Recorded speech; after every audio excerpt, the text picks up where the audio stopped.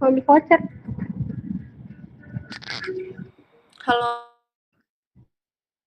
Halo. Halo. Halo. Sebentar ya, aku nyalain background dulu. Yuk.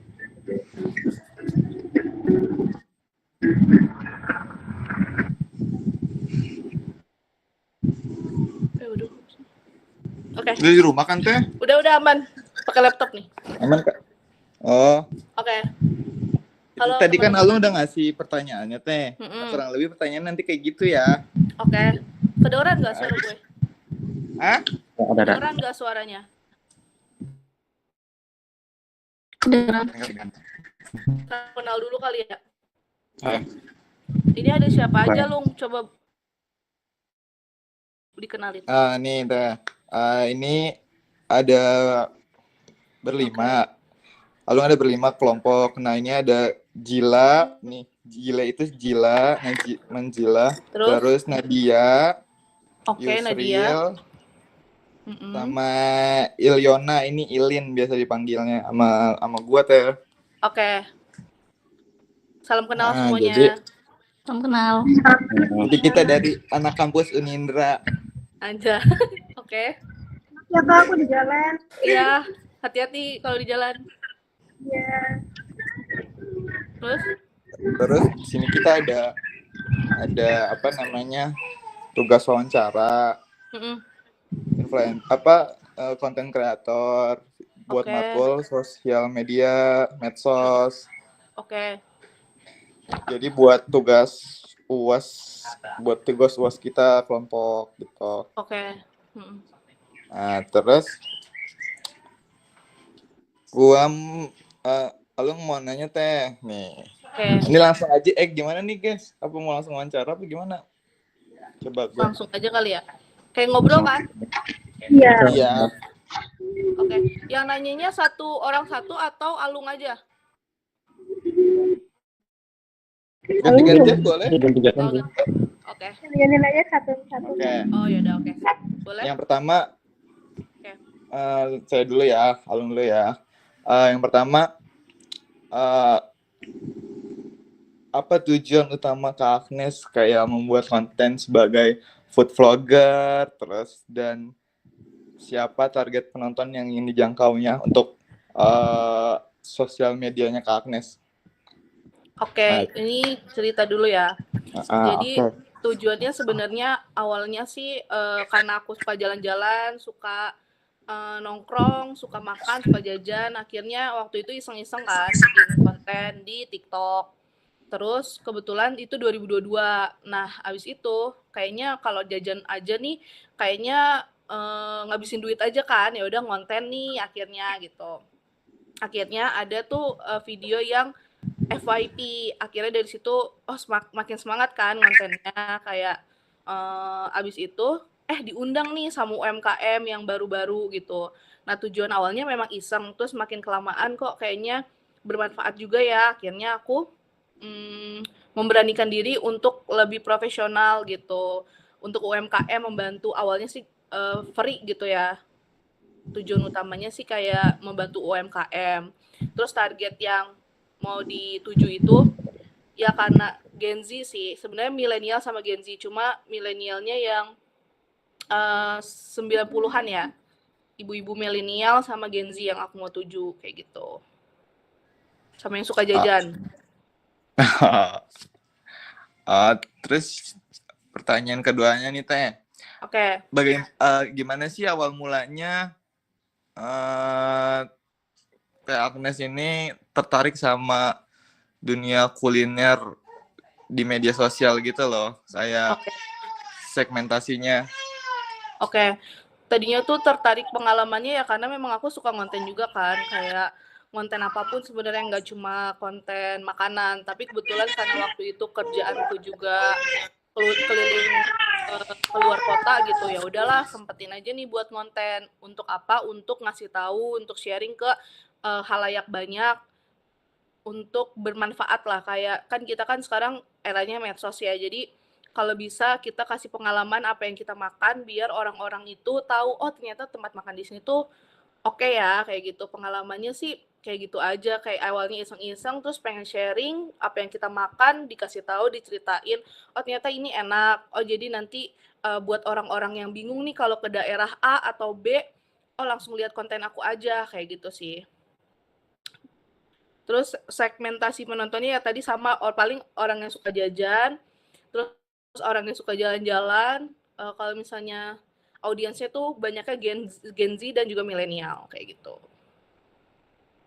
Kalau pas pertama-tama konten itu ada ininya nggak sih Teh? Maksudnya kayak orang-orangnya tuh orang-orang yang apakah di remaja kah atau di pas baru-baru pertama-tama masih viewers sama masih dikit-dikit gitu loh. Oke. Kalau awal-awal sih lebih banyaknya Gen Z yang FOMO gitu ya, yang kayak kita ini kayak pengen nyobain sesuatu yang viral kayak gitu. Gen Z sih lebih banyak itu Gen Z umur 25. Gen Z itu umur berapa sih? 25 dari SMA kali ya. Iya, SMA, anak SMA tuh banyak. Terus kayak Gen Z yang 98 kayak gitulah. Oh. Oke. Tuh, gantian coba. Boleh yang lain? Sebelumnya perkenalan dulu kan, nama saya Yusril. Iya. Saya mau menanyakan, menurut Kak Agnes nih, apa yang membedakan konten food vlogger yang dibuat oleh Kak Agnes dengan food vlogger yang lain, terutama dalam cara menarik target penontonnya gitu, Kak? Oke. Nah, mungkin bedanya yang dari aku itu selalu buat video itu yang detail. Jadi nggak yang cut-to-cut-nya visualnya cepat, tapi kalau untuk storytelling-nya aku lebih detail lagi. Mungkin kalau food vlogger di luar sana dia cuma ngasih tahu sedikit-dikit aja kayak cuma intinya aja, tapi kalau aku tuh diceritain pengalaman aku makan di sana, ambience tempatnya, terus yang pasti pengambilan gambarnya juga yang detail. Pokoknya kayak kita tuh seakan-akan beli sendiri, nggak kayak di endorse kayak gitu. Mungkin bedanya aku di situ ya, karena memang video aku itu lumayan lama, bisa nyampe 2 menit kalau memang menunya itu banyak. Jadi lebih ke sharing pengalaman aja sih, kayak kita tuh natural aja, nggak yang endorse banget kalau di aku kayak gitu. Mungkin bedanya itu ya. Pertanyaan selanjutnya, tantangan terbesar apa sih yang Kak Agnes hadapin nih dalam membuat konten food vlogger nih? Ya, agar tetap bisa relevan dengan target audiensnya gitu, Kak. Oke. Biasanya tantangan aku tuh lumayan banyak ya, misal kayak karena kan makanan itu adalah selera ya. Kadang makanan yang aku review, makanan yang aku suka belum tentu orang lain suka. Terus kadang juga apalagi ya tantangannya itu paling waktu ya. Misal aku tuh kan sambil kerja, terus harus ngonten juga. Jadi kayak itu waktunya itu tantangan banget sih, kayak kita kapan harus istirahatnya, kapan kita harus bikin konten, kapan kita ngeditnya, itu manajemen waktunya itu harus penting banget dan harus diperhatikan banget. Terus abis itu tantangannya apa lagi ya, apa ya, paling ngeditnya ya, ngedit terus kayak misalnya ya tadi selera sih, lebih banyak menurut aku tantangannya di foodies ini adalah selera orang sama selera kita tuh beda. Terus aku juga nggak bisa ngasal ngasih review gitu. Jadi harus menjelaskan kalau makanan tuh khusus lah ya. Jadi harus menjelaskan teksturnya seperti apa, rasanya tuh kayak gimana sih, nggak yang cuma iya enak banget, enak dah atau gimana kayak gitu sih. Gitu ya. Tapi memang karena aku kan basicnya suka jajan aja nih. Jadi lebih di apa ya? Kata-katanya tuh lebih dirapihin lagi agar orang itu tuh orang awam tapi seakan-akan orang itu tuh detail gitu. Paling gitu sih tantangannya. Oke. Pertanyaan selanjutnya ditanya nama teman saya, Kak ya. Halo Kak. Halo. Aku mau nanya nih Kak, Boleh? gimana sih Kak Agnes bisa ngatur waktu antara waktu aktivitas harian, proses pembuatan konten, dan waktu istirahat Kak? Oke. Aktivitas harian sih biasanya aku tuh schedule. Kayak misalnya kan sekarang udah punya banyak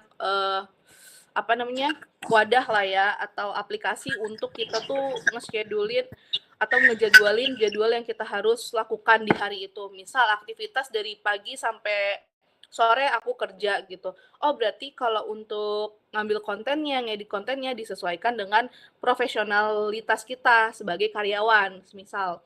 Nah, misal dari 9 to 5 aku kerja, terus malamnya visit, terus nanti malamnya lagi aku akan ngedit. Karena apa? Karena itu kan semua tanggung jawab kita ya sebagai profesionalitas gitu. Ya udah, akhirnya waktu istirahatnya setelah semua kerjaan selesai, kayak gitu sih. Yang paling penting itu sebenarnya ngejadwalin, misal dari jam berapa kita harus kerja, dari jam berapa kita harus visit, harus videoin makan, harus ngedit, kayak gitu sih. Menurut aku penting kalau kita mau schedulein. Pakai Google Calendar bisa, Trello bisa, kayak gitu. Biar nggak ke-skip. Gitu ya, Kak? Lanjut aja, Gil. Lanjut, oke. Kalau misalkan dalam konten vlog ini, menurut Kak Agnes, mana yang lebih penting untuk target penonton? Kejujuran review atau tampilan visual? Oke. Dalam makanan. Oke, menurut aku nomor 1 sekarang tuh tampilan visual ya. Mungkin kalau dulu review jujur itu penting gitu, tapi kalau sekarang karena kita tuh sukanya visual ya, kita nggak menutup kemungkinan kita tuh suka banget sama yang visualnya kayak lumer-lumer, atau ya dilihat TikTok tuh pasti yang viral tuh hal-hal yang kira-kira beda lah sama yang lain. Misalnya Estella Lumer itu selalu viral menurut aku di TikTok. Kenapa? Karena visualnya itu udah bikin kita di 3 detik pertama itu udah mau nonton sampai akhir. Nah, untuk di sosmed ini kita juga harus penting banget mikirin visualnya, tapi nggak menutup kemungkinan kita juga harus reviewnya itu penting juga. Sebenarnya kalau menurut aku ya lebih penting visualnya, abis itu review jujurnya, kayak gitu sih. Dua-duanya penting sih, karena beberapa komponen untuk video tuh kan ada hal-halnya ya, kayak misalnya yang penting kayak gitu. Gitu ya, Kak. Oke, Kak. Makasih. Next. Siapa lagi nih? Iliona.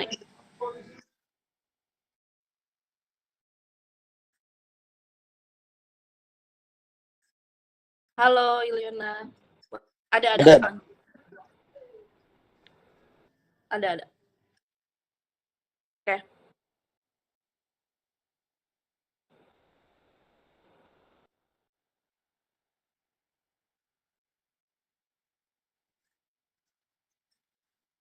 Oke. Menurut aku yang paling efektif sejauh ini masih TikTok. Kenapa? Karena TikTok itu membantu kita sebagai pemula untuk bisa videonya itu masuk ke for your page-nya atau FYP-nya orang lain. Kenapa? Karena TikTok tuh bedahnya menurut aku kalau yang menarik, kamu bikin 3 detik pertamanya itu menarik untuk orang nonton, pasti kamu akan dapat followers atau viewers yang banyak. Kalian udah pada tahu lah ya, kalau misalnya TikTok tuh platform yang menurut aku sekarang tuh paling efektif buat kalian mau memulai bikin konten gitu untuk ya, karena memang dia bisa menjangkau banyak orang, beda sama Instagram. Kenapa? Kalau Instagram itu harus udah ada kepercayaan dari followersnya dulu, baru dibagikan lagi ke followers yang lain. Tapi kalau TikTok ini random, jadi kayak videonya bagus, videonya ditonton, videonya relevan, dan ikutin tren, itu pasti akan bisa naik. Jadi kesimpulannya adalah TikTok. Oke. Berarti TikTok memang yang paling utama ya, Kak ya.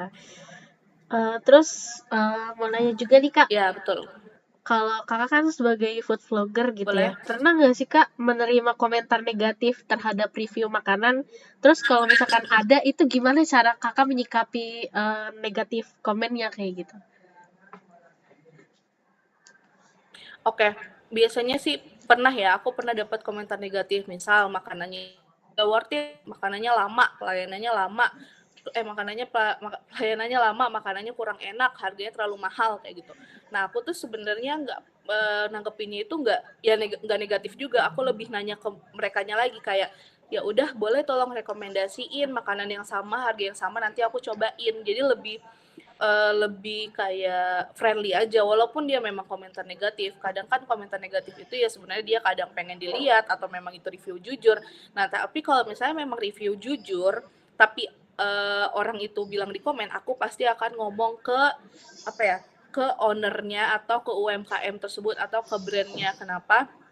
Karena itu bukan urusan aku lagi. Ketika aku datang ke tempat makan yang aku diundang, itu tuh yang mereka kasih ke aku tuh ya aku di video itu. Tapi kalau orang lain datang tapi tidak sesuai dengan apa yang aku share, mungkin itu aku akan balikin lagi ke brandnya. Tapi untuk komentarnya aku akan nanggepinnya itu yang nggak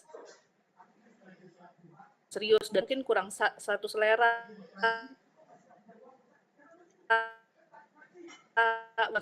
atau mungkin harga yang nggak masuk di kakak atau mungkin pelayanannya saat itu kurang baik. Padahal pas pengalaman aku datang ke sana ternyata bagus. Jadi aku juga kadang balikin lagi ke brandnya biar mereka itu evaluasi dan ya komentar negatif itu sebenarnya kadang baiknya juga ya. Jadi untuk pelajaran untuk ownernya kayak gitu sih cara nanggepinnya aku. Oke. Itu. Next. Oke. Lanjut. Nadia ya sekarang. Nadia. Oke. Halo Kak. Halo Nadia. Halo Kak. Aku ada pertanyaan, kapan waktu menurut kakak Kaknas untuk mengunggah konten food vlog-nya di medsos agar tepat sasaran ke audiens? Gimana? Maaf, putus-putus. Coba Nadia, Net, ulang Net.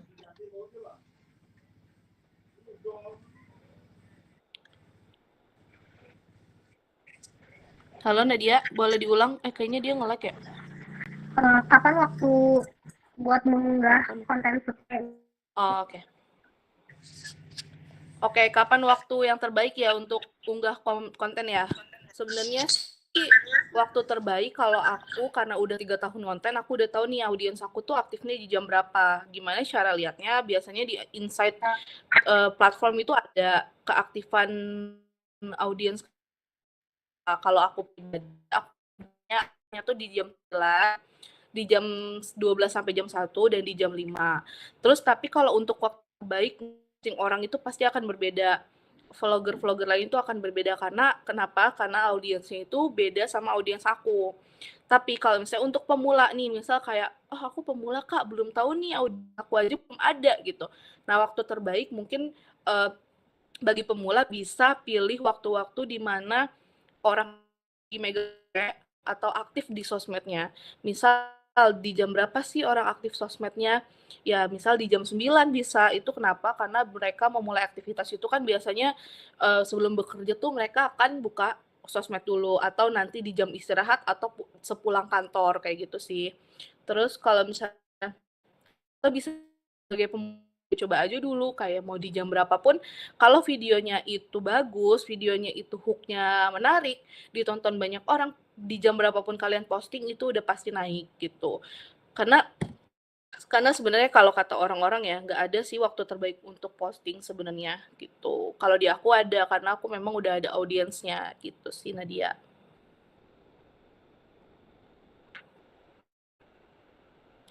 Kedengeran nggak Nadia suara aku? Kayaknya putus-putus ya dia. Kayaknya dia nge-lag deh. Iya deh kayaknya nge-lag. Oke, tapi yang lain udah oke? Oke, ini satu lagi Kak. Oke, satu lagi boleh. Nomor 11 ya? Iya, 11 kayaknya. Iya.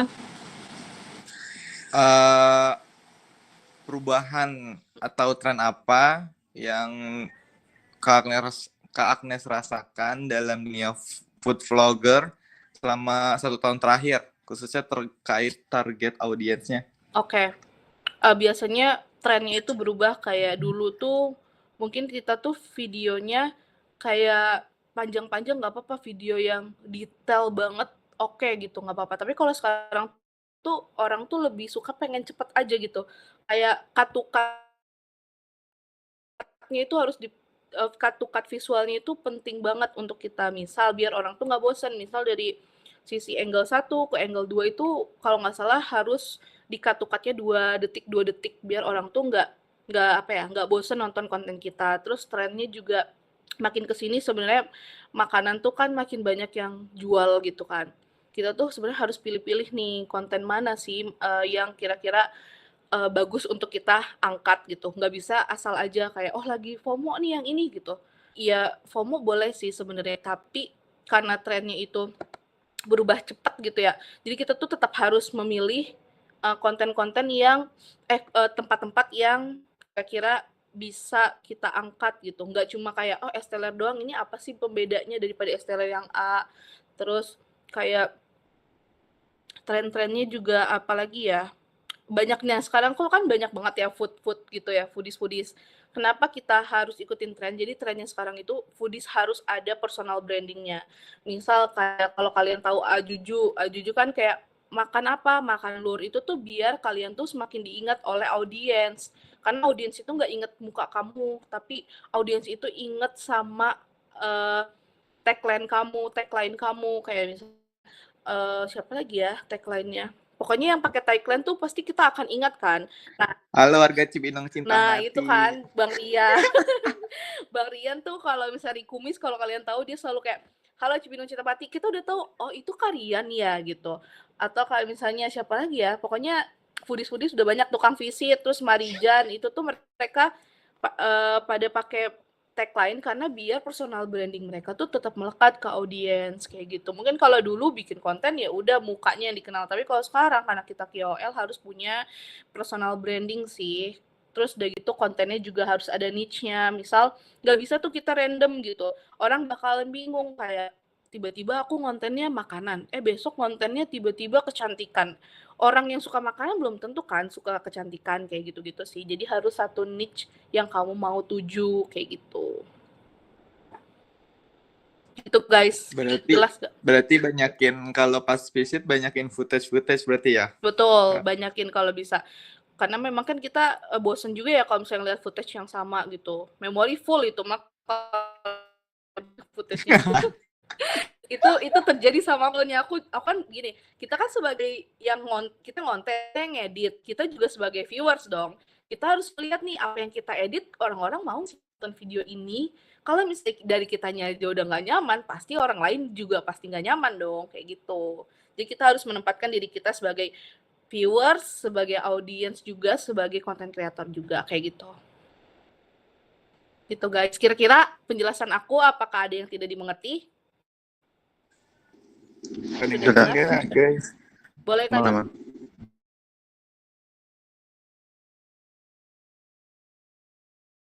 Kayak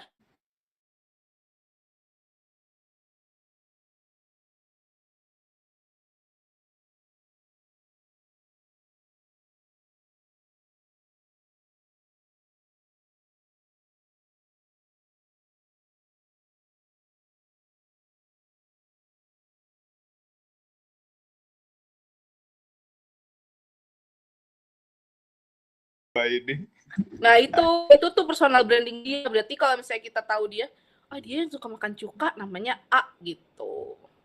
Iya, sedih ketemu. Iya ya, asli orang teh Sumpah. ekstrim. Gak yang ini banget gitu loh. Kan kalau teteh kan biasa aja ya udah gitu ngantem. Iya. Bikin gitu. Apa emang gak target? Kalau itu mah emang udah. Kalau kemarin tuh emang udah dari perusahaan. Jadi emang anak-anak bagi semua tim dokumentasi itu ada desainer gitu-gitu, ada medsos gitu teh. Oh, udah ini ya divisinya. Jadi tuh perusahaan kemarin tuh yang Alung magang sama anak-anak ini dia ngejual mitra. Kalau kita tahu di Celup enggak? Nah, itu brandnya. Oh, brand MKI ini tuh kelas perusahaannya. Oh, perusahaannya, bukan agensi atau nanti dia punya brand namanya The Celup, terus gitu-gitu dijual mitranya. Oh, alah. Jadi kayak reseller gitu ya? Bukan reseller, apa sih franchise ya? Dia jual franchise. Iya, kayak franchise, tapi dia sistemnya mitra. Kalau mitra jual putus, kalau franchise kan masih sistem bagi hasil. gitu. Jadi kita bikin konten mereka buat sosial media mereka, setiap masing-masing brandnya kayak The Celup apa gitu. Oh, berarti dia tuh kayak konsultan bisnis. Misal nih gue punya duit 100 juta, gue pengen usaha dong. Dia yang ngasih tahu usahanya aja Pak gitu. Bukan gitu. Gimana? Bukan, misalkan kita punya budget 7 juta nih. Alung pengen buka The Celup nih. Ya udah, Alung beli sama bootnya, sama penggorengan, udah siap jualan, jadi mitra gitu. Usaha UMKM. The Celup doang dia brandnya. Banyak, banyak. Ada berapa? Siapa aja, apaan aja? Ada potatis tuh kayak benci yang dicat gitu loh. Nah, ada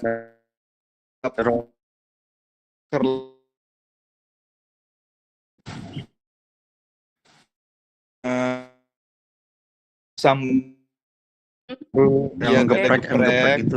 Terus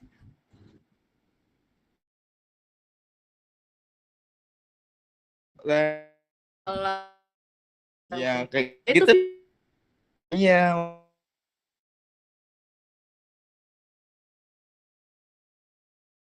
Lalu nanya kan yang paling mahal siapa? Ada kan? Siapa Lord Jajan? Oh, yang si itu Lord Jajan. Berapa dia? Ya itu deh.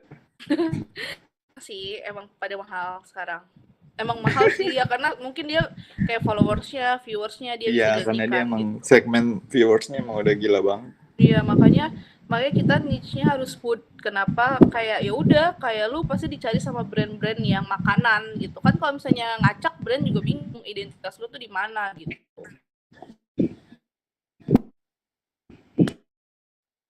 Ada yang nanya enggak? Yang share enggak? Udah ketemu juga kali ya. Kayak Yusril, ada Yusril kayaknya kamu kayak mau cerita. Menurut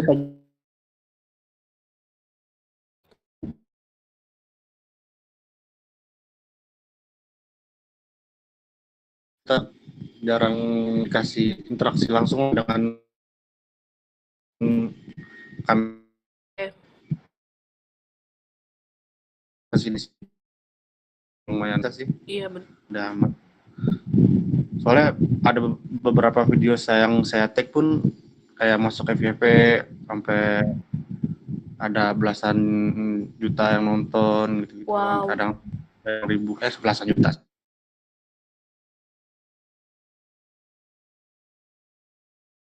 Iya, berarti kan emang banyak belajar nggak sih?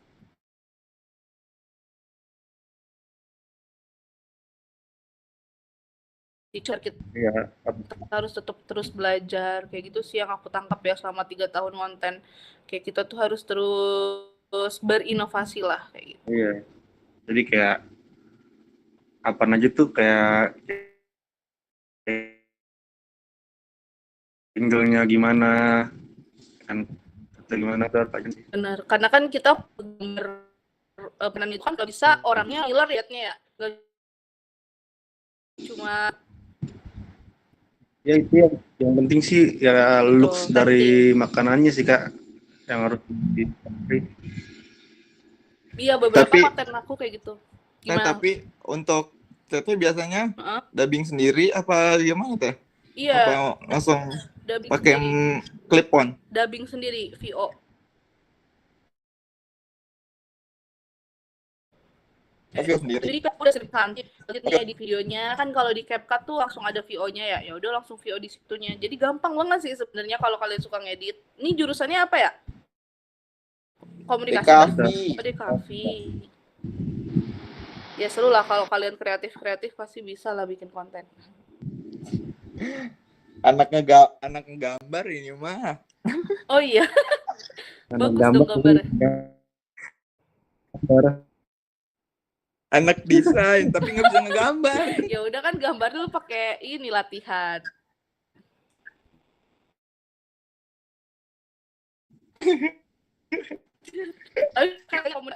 Iya, tapi dia lebih ke desain gitu loh, desain grafis. Nggak ada. Oh nggak ada. Enggak. Oh enggak. Jadi lebih ada nih si Ilin di editor dia. Dia megang editor. Ya, nyari-nyari template-template aja di Canva. nyari referensi Bener. Udah gitu. gampang lah kalau sekarang mah ya nggak sih? Benar. Oke, ada lagi nggak guys? Lagi nggak nih? Nadia, diem baik. Nadia, halo. Kamu tadi nge-lag gak? Ya dia nge-lag. Tapi kalian udah tahu belum akun aku? Ntar nggak tahu lagi. Udah. Udah kok, Kak. Oke, biar pas nanti UASnya gampang.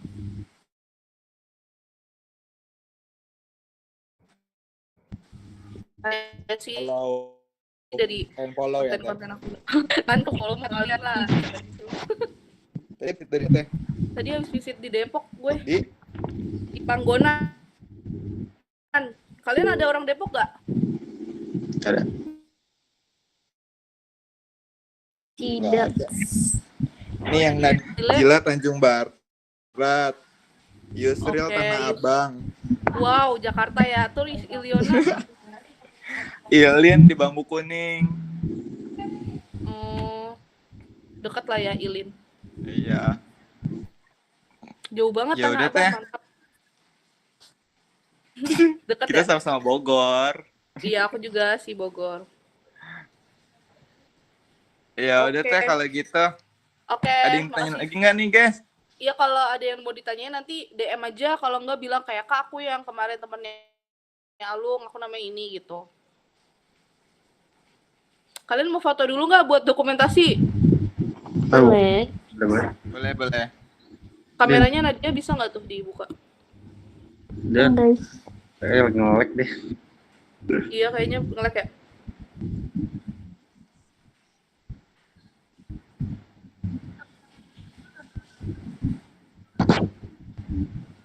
Iya, ya udah. Oke.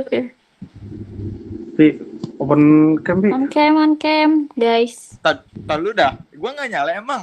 Kameranya. Oh, tadi Enggak. udah di SS katanya Nadia. Ya udah. Bentar, gua keluar dulu dah. Ini. Bentar.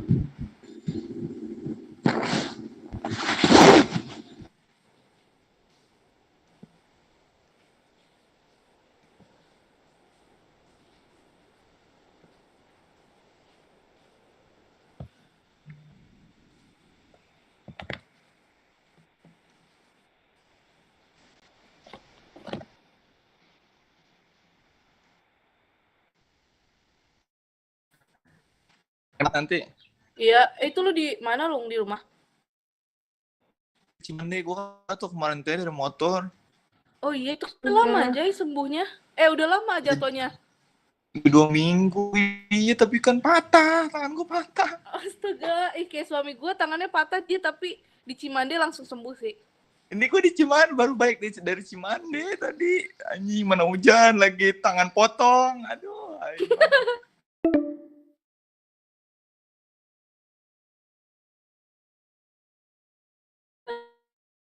Lagi lu mah ngebut. Panggilan berarti 15 menit lagi ya udah yuk. Ya, Apa kali? Ilin. Ilin. Kenal banget gue. Maaf ya, sorry. Oke, 1, 1, 2, 3. 3. Ih, terus. Ini. Lagi. Ilin. 1, 2, 3.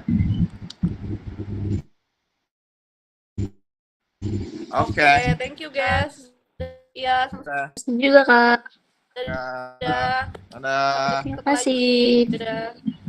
Bye-bye. Assalamualaikum. Salam. Leave ya guys. Bye. Ya. Bye.